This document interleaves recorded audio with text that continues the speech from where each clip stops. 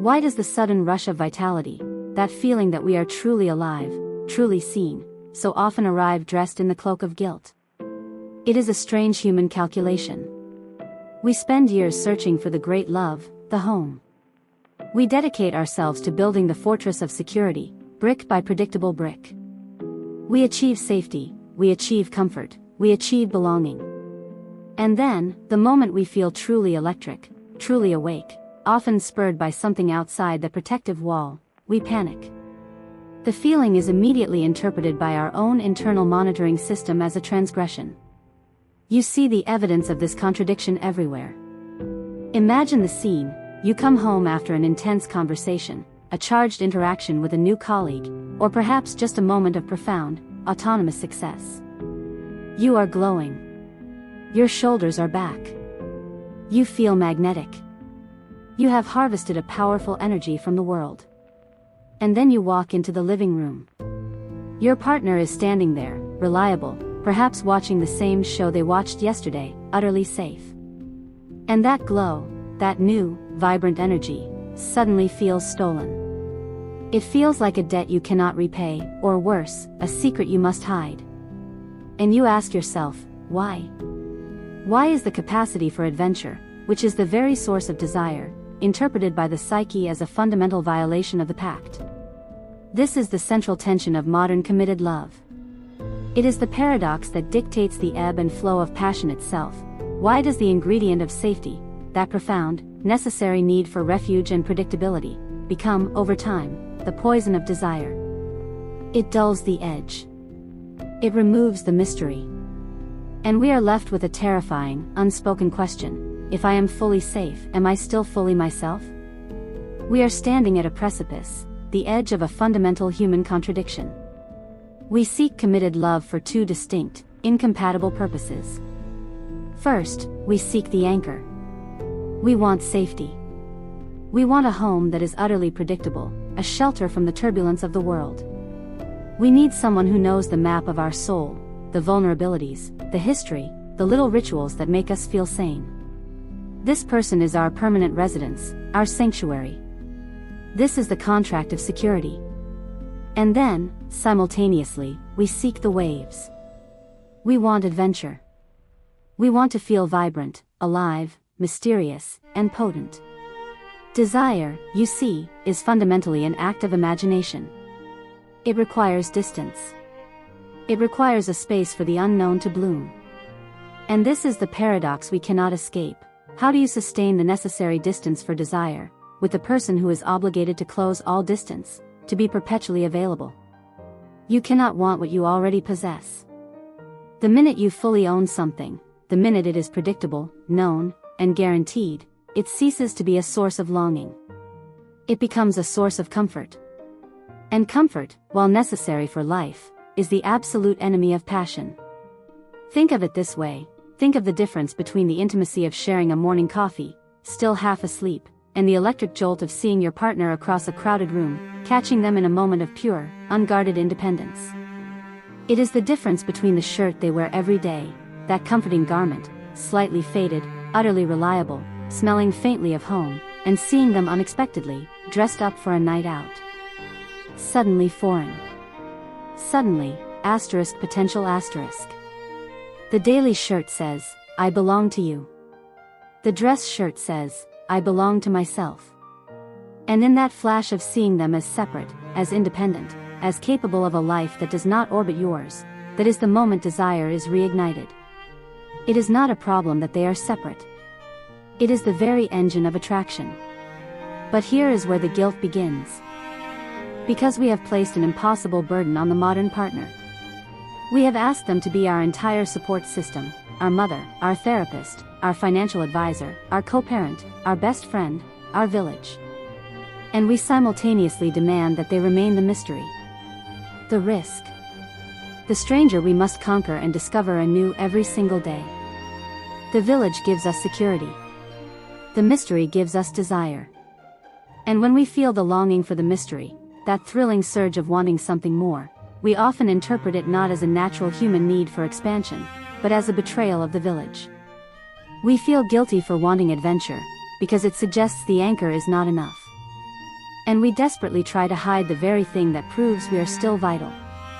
We hide the potential for risk, because we fear it will dismantle the structure of safety we worked so hard to build. And so, the passion diminishes. Not because we lack love, but because we lack the courage to allow the distance that feeds desire. We enter a relationship, and we immediately begin the excavation.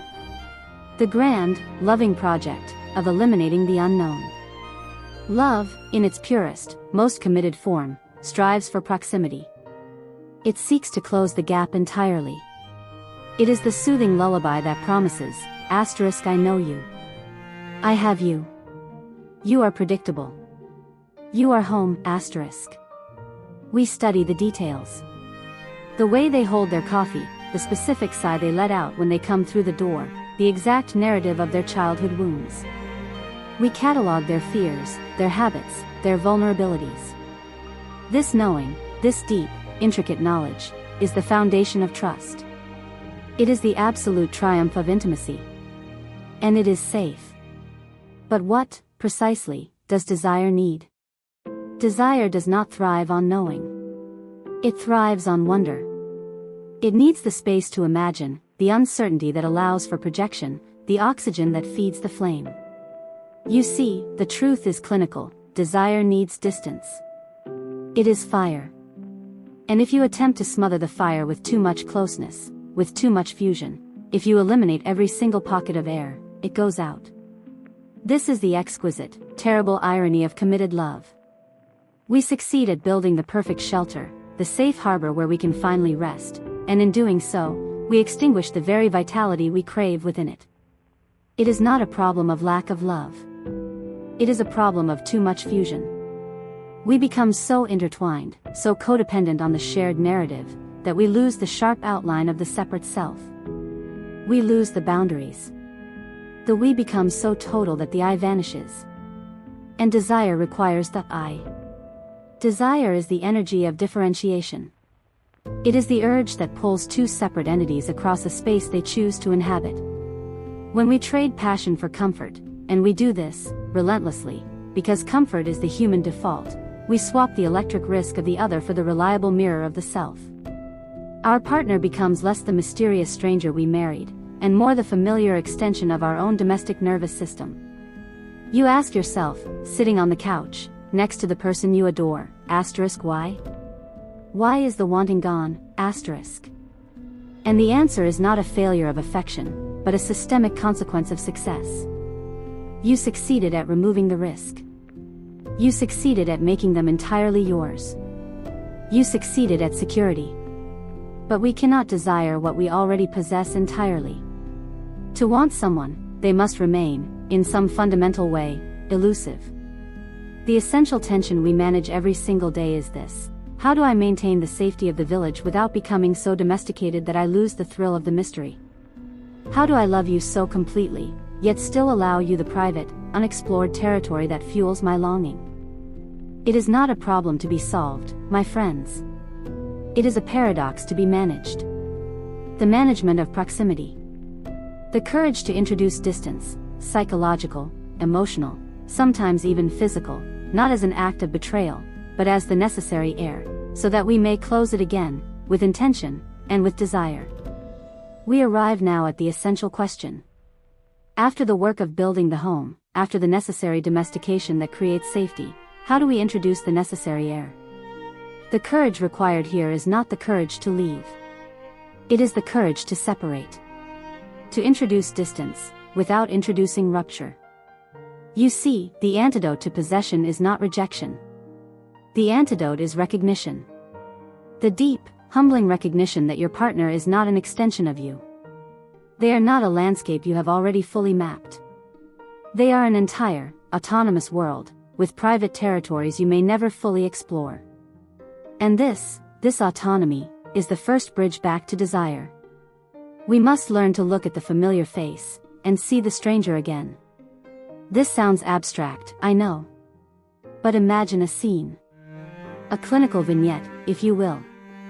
You are at a large gathering. A party, perhaps. And you are across the room. Your partner is standing there. They are leaning forward, engaged in conversation with someone else, a colleague, an acquaintance, maybe someone entirely new. And they are shining. They are telling a story that makes their eyes sparkle. They are using hand gestures you don't often see at the breakfast table. They are entirely animated, entirely in their element, radiating a competence, a wit, a vitality that is utterly captivating. And in that moment, you realize you are witnessing a performance of self that is not for you. They are not talking about the mortgage, or the laundry, or the dentist appointment. They are speaking the language of their independent ambition, their intellect, their private history. For a flashing second, you realize you do not fully know this person. And what happens? A tremor goes through you. A surge. A sudden, almost embarrassing, powerful desire. The urge to cross the room. The urge to claim them again, not because you need security, but because you need the friction of their mystery. This is the stranger's gaze. This is the power of distance. Desire does not typically awaken when we are scrubbing the bathroom floor together, sharing the mundane logistics of cohabitation. Desire awakens when we glimpse the other, thriving and separate, radiating the kind of light that pulls us toward them. But there is a fear here, isn't there? The terror is that this realization, that they are separate, autonomous, shining without your aid, might mean they don't need you at all. This is the security alarm blaring, danger. Loss of control, We confuse the feeling of being necessary with the feeling of being desired. They are not the same thing. You must accept that this separation, this radical autonomy, is not a threat to the relationship. It is the necessary condition for passion. It means managing the paradox that we can love someone completely, only if we allow them the freedom to remain partially unreachable. How do we do this day to day, when we are back on the couch? We cultivate the unknown in the known. The bridge to desire is imagination. It is the conscious decision to look at the person next to you and to project a story onto their silence.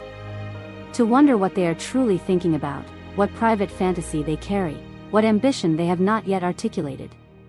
It is asking a question, and truly waiting for the answer, rather than supplying it based on 8 years of established data. You must stop treating your partner as a book you have already finished and shelved. You must treat them as a library, vast, evolving, with entire wings you have never entered. This requires generosity, yes. But more profoundly, it requires a certain kind of humility. The humility to admit that you do not fully possess the person you love. It is not about solving the problem of familiarity. It is about managing the paradox of proximity. To be close enough for intimacy, but distant enough for longing. Because true ownership in love is not possession. It is participation in the mystery of the other. The mystery that keeps them forever interesting. Forever vital. Forever desired. We conclude this exploration of passion, this great paradox, where the very safety we seek in love often becomes the anesthetic for desire. We come back always to the same essential tension, the longing for the anchor, and the longing for the horizon. You see, the modern relationship asks us to hold these two opposing forces simultaneously. It asks us to bring the risk and the mystery of the other, the stranger, the desired one, into the safe harbor of the familiar, the loved one. And we find this almost impossible. Because familiarity breeds not contempt, but certainty. And certainty is the enemy of arousal. We have spent our time together discussing how to introduce a deliberate uncertainty back into our domestic lives. Not through betrayal, but through curiosity. Through the willingness to see your partner not just as the co-parent or the roommate, but as a sovereign individual whose inner landscape is still shifting, still vast. And this brings us to the core distinction we must internalize, the profound difference between loving and desiring. Love, in its truest, most enduring form, is a state of being. It is the acceptance of the imperfection, the weaving together of two separate histories into one shared narrative. It is the feeling of coming home. Love is a place you have. Desire, however, is a state of motion. It is the gravitational pull toward the unknown, the energy sparked by distance and discovery.